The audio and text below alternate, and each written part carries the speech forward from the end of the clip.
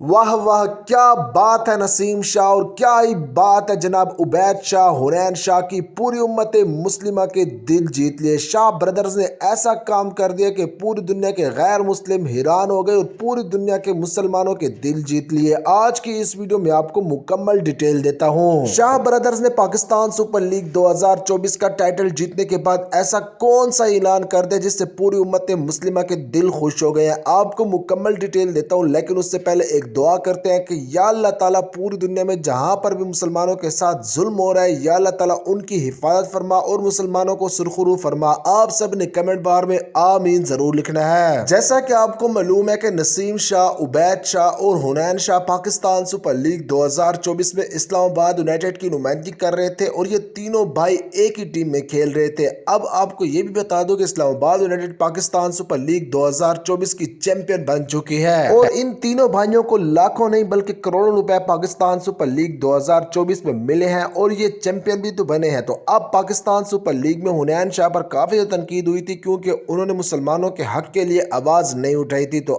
اب انہوں نے ایسا کام کر دیا جس سے پوری دنیا کے مسلمان خوش ہو گئے ہیں۔ شاہ برادر کے ذرائع کے مطابق پاکستان سپر لیگ 2024 میں ٹائٹل جیتنے کے بعد نسیم شاہ، حنین شاہ اور عبید شاہ اپنے علاقے، اپنے گاؤں جو کہ ان کا گاؤں لوور دیر ہے، وہاں پر ایک مسجد تعمیر کرنے جا رہے ہیں جس کی لاگت تقریباً 80 لاکھ سے لے کر 1 کروڑ روپے تک ہے۔ اور ذرائع کے مطابق نسیم شاہ، حنین شاہ اور عبید شاہ جس مسجد کو تعمیر کروا رہے ہیں اس مسجد کا نام بھی مسجد اقصی رکھا گیا ہے۔